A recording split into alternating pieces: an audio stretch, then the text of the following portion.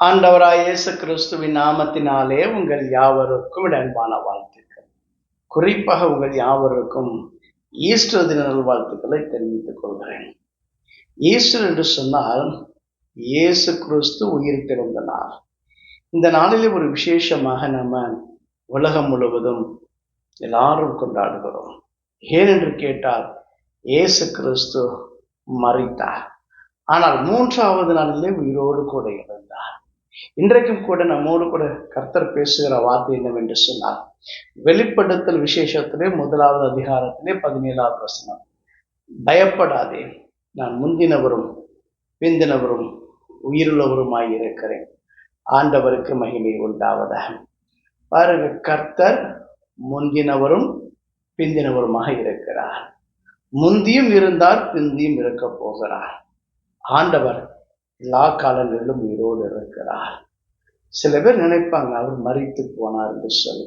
இல்லை அன்பானவர்களே, மரித்த கிறிஸ்து உயிரோடு கூட எழுந்தார். வேதத்தில் வாசிக்கிற போது இயேசு கிறிஸ்துவை சிலுவையை அறைந்தார். இயேசு கிறிஸ்து தம்முடைய ஜீவனை சிலுவையிலே கொடுத்தார். ஆனால் இயேசு கிறிஸ்துவை கொண்டு போய் கல்லறையிலே அடக்கம் பண்ணினார். 3வது நாள் அதிகாலையிலே பெண்கள் என்ன பண்ணாங்க தெரியுமா? கல்லறைக்கு போனார்கள். அந்த சரீரத்துக்கு கந்த வர்க்கங்களை வைக்கலாம் என்று சொல்லி அந்த இடத்துக்கு போன இடத்துல பாருங்களே, கல்லறை திறக்கப்பட்டிருக்கிறது. ஆண்டவரை காணவில்லை. அந்த இடத்திலே அவர் எந்த இடத்திலே வைத்திருந்தார்களோ அந்த கல்லறையிலே அவர் வைத்திருக்கக்கூடிய இடத்திலே ஒரு தூதன் உட்கார்ந்து கொண்டிருக்கிறான். அவன் சொன்னான், நீங்கள் நசரேயனாகிய இயேசு கிறிஸ்துவை தேடுகிறீர்கள், அவர் இங்கே இல்லை, அவர் உயிரோடு கூட எழுந்து விட்டார் என்று சொன்னார். ஆண்டவருக்கு மகிமை உண்டாவதா. பாருங்க, இயேசு கிறிஸ்து உயிர் தெழுந்தார். இது ஒரு மிகப்பெரிய நற்செய்தி. மரித்த கிறிஸ்து நமக்காக உயிர் தெழுந்தார். வேதத்தில் வாசிக்கிற போது வேதம் எப்படி சொல்லுகிறது, நம்முடைய பாவங்களுக்காக இயேசு கிறிஸ்து ஒப்பு கொடுக்கப்பட்டார், நம்ம நீதியை பெறும்படியாக அவர் உயிரோடு கூட எழுந்திருக்கிறார் என்று வேதம் சொல்லுகிறது. ஆம், நம்ம பாவங்களுக்காக இயேசு கிறிஸ்து மரித்தார். ஆனால் நாம் நீதியை பெற்றுக்கொள்ள வேண்டும் என்று சொல்லி, நாம் மறுவாழ்வு பெற்றுக்கொள்ள வேண்டும் என்று சொல்லி, என்றென்றைக்கும் தேவனோடு கூட வாழ வேண்டும் என்று சொல்லி ஆண்டவர் நமக்கு நீதியை தரும்படியாக எழுந்திருக்கிறார். வேதத்தில் வாசிக்கிற போது ஏசாயா என்கிற தீர்க்கன் இப்படி சொல்லுகிறார். 25:8 வாசிக்கிற போது பாருங்க, அவர் மரணத்தை ஜெயமாக விழுங்குவார். அவர் எல்லா மனுஷனுடைய கண்களில் இருந்தும் கண்ணீரை துடைப்பார். தம்முடைய ஜனத்தில் நின்று பூமியில் இராதபடிக்கு அவர் நீக்கி விடுவார் என்று சொன்னார். ஆண்டவருக்கு மகிமை உண்டாவதாக. பாருங்க, அவர் மரணத்தை ஜெயமாக விழுங்குவார். இயேசு கிறிஸ்து மரணத்தை ஜெயமாக விழுங்குவார். இந்த உலகத்தில் நமக்கு எல்லாருக்கும் தெரியும், முதலாவது பாவம் வந்தது, பாவத்தினாலே சாபம் வந்தது, சாபத்தினாலே மரணம் வந்தது. ஆனா இந்த மரணத்தை எப்படி மேற்கொள்ளவது? யாருக்குமே விடுதலை கிடைக்கவில்லை. இந்த உலகத்திலே ஆதாமின் பாவத்துக்கு ஒப்பான பாவம் செய்யாத மனிதர்களை கூட மரணம் ஆண்டு கொண்டதான். ஆனா இயேசு கிறிஸ்து என்கிற ஒரே ஒருவர் மூலமாக நாம நித்திய ஜீவனை பெற்றுக் கொள்கிறோம். ஆண்டவருக்கு மகிமை உண்டாவதாக.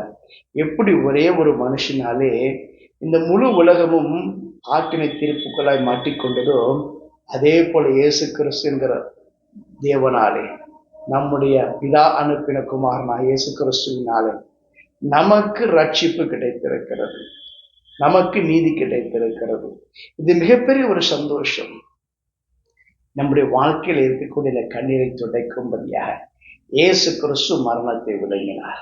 அந்த வெளிப்படுத்தல் விசேஷத்தில் தொடர்ந்து வாசிக்கிற போது வேதம் இப்படி சொல்லுகிறது. இயேசு கிறிஸ்து சொன்னார், மரித்தேன், ஆனாலும் இதோ சதா காலங்களிலும் உயிரோடு இருக்கிறேன். ஆமென். நான் மரணத்துக்கும் பாதாளத்துக்கும் உரிய திறவுகளை உடையவராய் இருக்கிறேன் என்று சொன்னார். ஆண்டவருக்கு மகிமை உண்டாவதாக. பாருங்க, வேதம் சொல்லுகிறது, அவர் சொன்னார் மரித்தேன், அதுக்கப்புறம் ஒரு கமா கொடுக்கப்படுகிறது, ஆனாலும். ஆண்டவருக்கு மகிமை உண்டாவதாக. மரித்து போனது உண்மைதான், ஆனாலும் ஆண்டவராய் இயேசு கிறிஸ்து உயிரோடு கூட இருக்கிறார், உயிர் தெழுந்து இருக்கிறார். அதான் வேதம் சொல்லுகிற இந்த இடத்துல தொடர்ந்து வாசிக்கிற போது, நான் மரணத்துக்கும் பாதாளத்துக்கும் உரிய திறவுகோலை உடையவராக இருக்கிறேன் என்று சொன்னார். அப்ப இன்றைக்கு அந்த மரணத்துக்கும் பாதாளத்துக்கும் உரிய திறவுகோல் இப்ப யார் கையில இருக்குன்னு சொன்னா, நம்முடைய ஆண்டவராய் இயேசு கிறிஸ்துவின் கையிலே தான் இருக்கிறது. ஏனென்று கேட்டால், எபிரேயர்கள் நிருபத்திலே வாசிக்கிற போது இப்படி சொல்லப்படுகிறது, மரணத்துக்கு அதிகாரியாகிய பிசாசானவனை தம்முடைய மரணத்தினாலே அழிக்கும்படியாக இயேசு கிறிஸ்துவும் மாம்சத்தையும் இரத்தத்தையும் உடையவராக இந்த உலகத்துக்கு வந்தார் நிறுவப்பட்டது. ஆண்டவருக்கு மகிமை செலுத்துகிறேன். பாருங்களேன், மரணத்துக்கு அதிகாரியா தெரியுமா? பிசாசு. அந்த பிசாசை ஜெயம் கொள்ளும்படியாக, அவனால் உண்டான மரணத்தை ஜெயிக்கும்படியாக இயேசு கிறிஸ்து இந்த உலகத்துக்கு வந்தார்.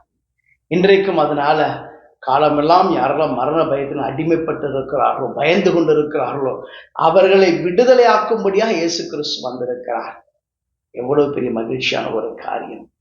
நம்முடைய ஆண்டவருடைய கரத்தில் இப்ப என்ன தெரியுமா இருக்குது? மரணமும் அவர் கையில தான் இருக்குது, பாதாளமும் அவர் கையில தான் இருக்குது. எல்லாவற்றின் மீதும் அதிகாரம் செலுத்துகிறவர் இயேசு கிறிஸ்து இருக்கிறார்.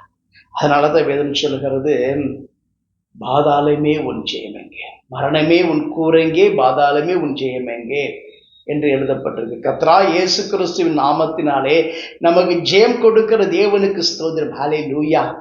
நமக்கு ஜெயம் கொடுத்திருக்கிறார். மரணத்தின் மீது நமக்கு கர்த்தர் ஒரு ஜெயத்தை கொடுத்திருக்கிறார். இந்த உலகத்தில் இருக்கக்கூடிய எல்லாரும் நினைக்கலாம், மறைத்து போய்விட்டால் அவ்வளவுதான், உலகம் அதோடு முடிந்து விட்டது என்று சொல்லி நினைக்கிறார்கள். இல்லை, ஆண்டவர் மறுவாழ்வு தருகிறார். மறு பிறவி என்று சொல்லுவார்கள் சில பேர், மறு ஜென்மம் என்று சொல்லுவார்கள் சில பேர். எனக்கு அன்பானவர்களே, ஆண்டவர் நமக்கென்று சொல்லி ஒரு நித்திய ராஜ்யத்தை ஆயத்தப்படுத்தி இருக்கிறார். அந்த நித்திய ராஜ்யத்தில் அவரோடு கூட என்றென்றைக்கு வாசம் பண்ணும்படியாக கர்த்தர் நமக்கென்று சொல்லி நித்திய ஜீவனை தர விரும்புகிறார். அதை பெற்றுக்கொள்ள வேண்டும் என்று சொன்னார். நாம் அவரிடத்துல வர வேண்டும்.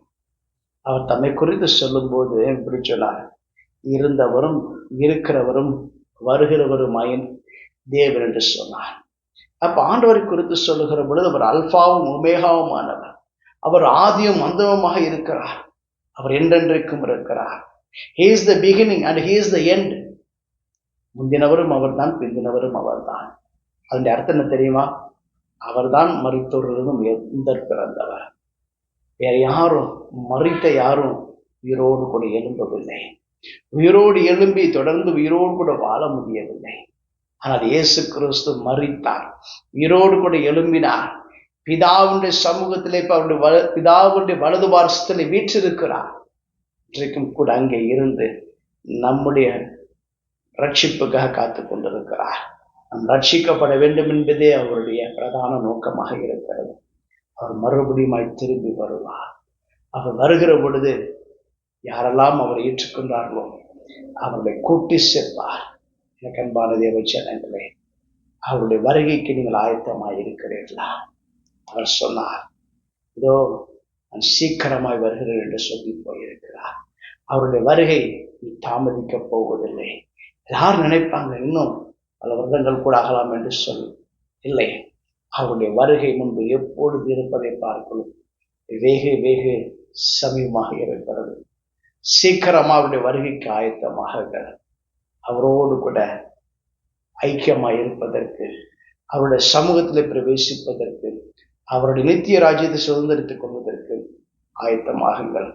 தேவன் தாமே உங்களை ஆசீர்வதிப்பார். நான் ஜெபம் செய்வோம்.